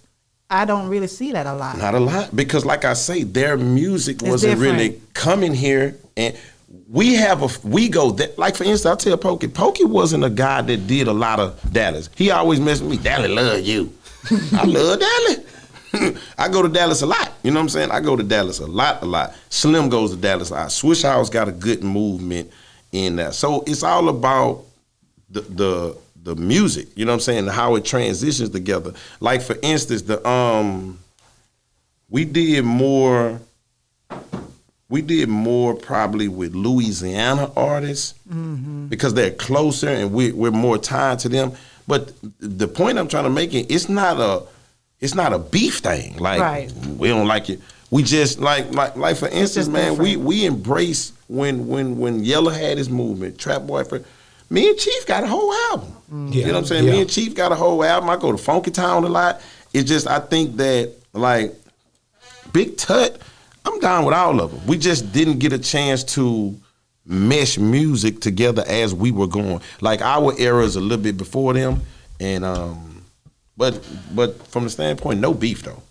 Do you think Screw will ever come back?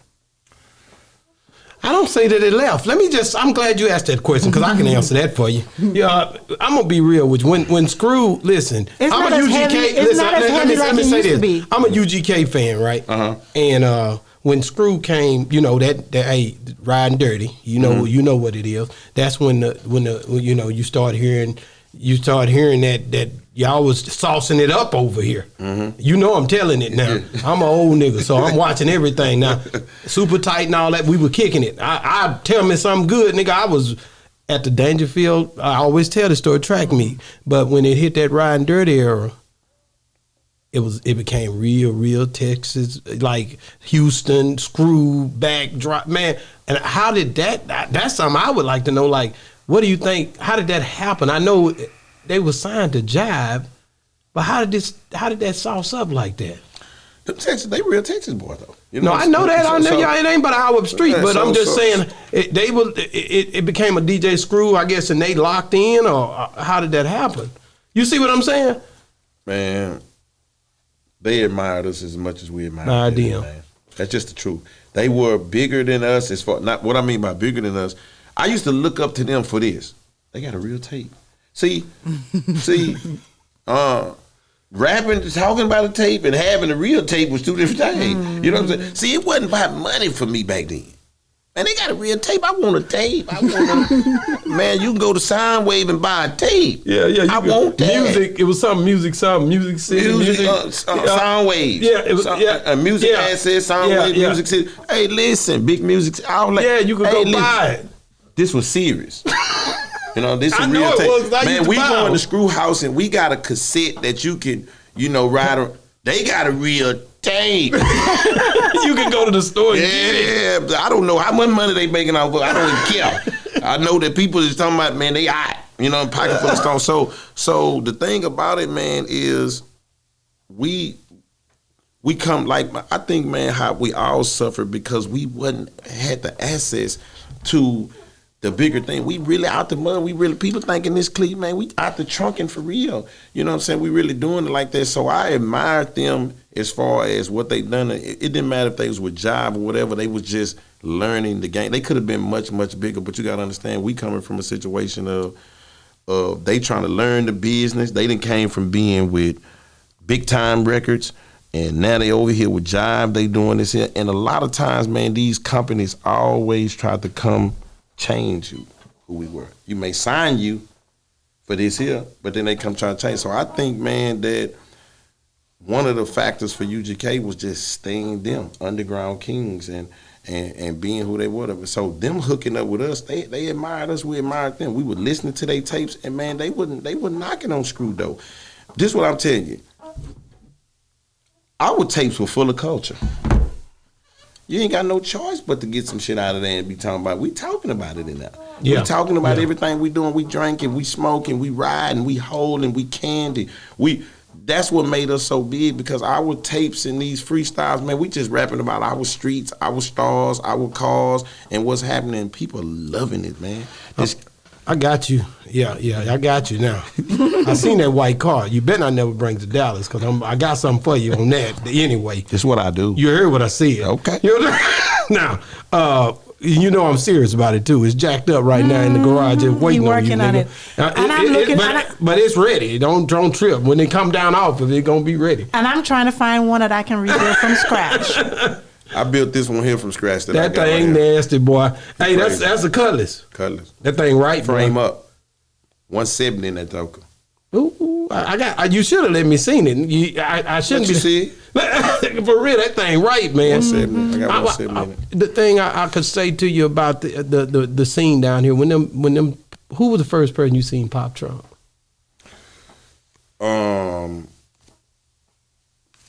The first person I'm now. Yeah, the first one you seen that thing pop up and come down. His name Floyd.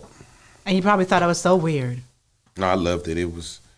I loved that. I'm a car fanatic. I'm just saying, what did it didn't have? Did it have the lights or it didn't have the lights? Floyd is the person. Floyd at Surrounded by Sound is the person who was first doing it. Pop Trunk Surrounded by Sound. That's what it was. Okay. Pop Trunk Surrounded by Sound. So I can't remember exactly the first cars that was this. Hey, by the time it got to us, it was already a trend.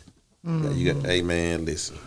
And y'all still, they sticking out more now. You niggas done got fly. Y'all going to jail. That's such a Houston thing. You niggas going to jail. I don't do that one. I don't go that far. The thing is sticking out like this. I'm looking. I can't. Don't Slim Thug do it, because I think I Slim me on this. I got a new lack on the way.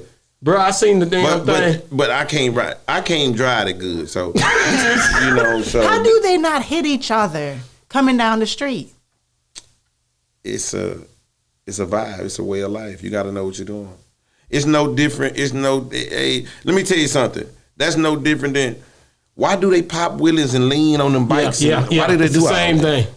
Why do they? Because that's why I ride on the freeway, and this is what I'm thinking when I see the bike people. I'm such a bad driver. I wish they would stop. No, but with those cars, the swingers and stuff, you say you don't do it. What you mean? Yeah, I do them. Oh, you have some? Yeah. I'm saying I don't do. They not all one size. You have longer. I'm saying, isn't there a law? I heard something about a law that was passed that you can't have it past a certain amount. That ain't working. That ain't. They still do. Yeah, they don't. I was just saying I don't do the longer ones. I do them, but I don't do the long ones. How long can they come? Oh shit! I'm saying something called G22 now, so that's like 22 inches out. Out. You can't drive that on the road. It happened. They're gonna drive it. They're gonna do it. I mean, I'm a little bit more into. I'm more into luxury and elegant and chilling. I ain't. Yeah, the older we get, that's how we. Yeah, That's that how cutlass, that cutlass, right? That drop, they dropper. Say, man, I'm not playing about that, bro. I done seen it. Is that I know. your I don't prize have car? to look under the hood. I don't want to look under there, really. Is that one of your prize? My prize. That thing Your really, prize boy. car. Which one you love the best? That's a prize. That's one of my prizes. I put a. Which one is your favorite? That's it. It's on TV. No, he thinking about it. Man, Which it's one on is your TV, favorite? man. Ever or now? Now that you have. My hoop. I got a little. What I'm in. Okay. My little Denali. Okay. My runaround is always my favorite. Really? Yeah, because that's how I'm getting it. That's how he going and doing his thing. That's how I take care of my business. So he's always my favorite. The rest of them, man, you spend all that money, you can't, man. You got to drive slow when you're going down the street. You so in that Cutlass, I'm so nervous about something else that can happen. That's right. You know what I'm saying? Like, man, because the when sentimental you park value. you got to park it all the way out here. I don't even park it. I park right at the front. You don't park it. If I'm there going somewhere. It ain't no bunch. It's not like a jumping in. Like I'm getting in it. It's something happening. Let me say this. I got to say this. I'm on the stage, nigga. I got to say it, nigga. Shout out to Camille. He was seeing me at Dre's and he say, man, that Chevelle, man. Oh, you got Chevelle? He said that blue car that was sitting in the front of Onyx, man. I'll never forget that, bro. I said, yeah, nigga. I knew I got you that night. I'm a car fiend. I love them old schools, man. I'm an old school. When it comes to like them, like that Cutlass you got, it's a body style thing. Well, see, let me tell you something. I wasn't really gonna do that Cutlass. I was trying to get a 72, and I got beat on a classic car scam. Really? Bro, told me up online trying to buy an old car, and man, they had everything. They had the escrow account, they had the title, the whole bill of sale, the paperwork, everything. It was some Russians. They made $500,000 off of it. I ain't get my money back on nothing. I lost $8,000. Are you serious? And so when I came back that next year, I bought that Cutlass from New York. Yeah. And I had a transporter man down there. He was like, man, I'm looking at, because I'm like, man, I ain't spotting. I got beat, man. And he was like, Key, I'm looking at the car. If you want it, it's the 70. I know you want a 72, but it's a 70 right here. I was looking at it because along with trying to buy the 72, I ended up just looking at the 70, kind of liking the body style. Mm-hmm. So he was like, man, it's down here. I'm in front of it. He was like, man, you want me to go and get it? I'm like, man, you see it? He down there with the truck. I pressed the button on it, get the car. Man, bring that car down here. The whole car was a piece of shit. Wow. That 70 that I'm in right now, I'm talking about, it was that New York had been ate it alive. Yeah, you didn't know that I knew nothing about it. This was my first time. It had rust in it. Oh my God. That rust was in it. So up there, they'd be messed up. They'd be messed up. So I redone the whole car. Yeah. Frame, quarters, everything, motor. I'm 170 in that thing, man. Oh yeah. I got the 72. And people always thinking, man, that's not cap or nothing. Like, nah, 170 worth of 200, 500, 700, 300. I got a lot in mind, baby. I got a lot in mind. Hey, listen. I've been had mine a long time, bro. I don't play by my car. Let me tell you something, man. It don't take no long to get to 100 doing it like that, bro. Not when you build it from the frame up. So I'm working on some that's it. That's it. Oh, I didn't know you had that thing out there in front of me. Don't do that nigga like that on the set. Don't do that nigga. Watch this here. Watch this here right here. My brother working on one right now. This is what we do. This morning. This morning. Ooh, that thing right too. Watch this here. Watch this motor. Hey man, it's serious. Man, that boy serious, man. Hey, it's serious. The wheels right too. Ooh. It's serious over here. Say. It's this. Oh, I sent them this the other day. Man, that thing right. I like that white interior. Oh, I got white interior. Don't trip now. You'll see white interior. Yeah, man. No, but he got a red floor. You know my favorite color. Yeah, he got that red in there. I see it banging. That's what caught my attention. Boy, they won't leave you alone on the road in that one. You can't drive that one. They'll wear the hell out you. And it'll be the older white folks. I ain't gonna lie to you. We got a car show tomorrow. Y'all do? Yeah, where? In the city. With the gas guards. It's off of Oliver. It's tomorrow. What time? It started about 10 in the morning. We might roll through. We are rolling through it. It's gonna be out there. No, I'm coming. I'm gonna drop my car off at about 9. It'll be out there. I'm towing mine. I'm coming. Come on. I'm going to come through. Me and Slim and Les had it about 2 weeks ago. I took my car up there. Beautiful. And they just rerunning it again tomorrow. I'm coming. A lot of turnout. Gas guards. You heard of the gas guards? Yeah. They doing it tomorrow. I'm coming. A lot of people turn out. Hey. This is what we do down here. Nigga, I'm coming. You ain't How got many to worry. cars? Texas, period. How many cars? Be Me. out there. No, be out there. Tomorrow, about 50, 60. Yeah. Okay. That's why, when we was in New York, we just stop at a car show. We'll stop. Oh yeah, I'm a if car we fiend. driving Yeah. and see a What? car show. I'm stopping. Car fiend, man. But it's mainly- my family it's mainly already know old this right cars. here. They already know when I buy them everything that they need. What y'all need? They already know a car on the way. They know that. Say, man, we gonna do this all day if we don't stop it, man. Y'all Thank so you much, so man. No, man. And we gonna thank finish you. it up in Listen, detail. man. Oh yeah, you Yes, family now. definitely. You family size. Is that family nice or is that a word? No. I'm trying No. to check it, man. Hey, man, I Keke. want to tell y'all, LD love y'all so much, man. Bro, And we y'all love spirit, him. vibe, We love man. him. It's great, bro. You see why, right? Beautiful. Hey man, thank you so much. No, I gotta say, man, we love you. Thank you for coming on the show. It's been another great segment of Boss Talk 101. What a Yes, sir. boss's talk. And we out.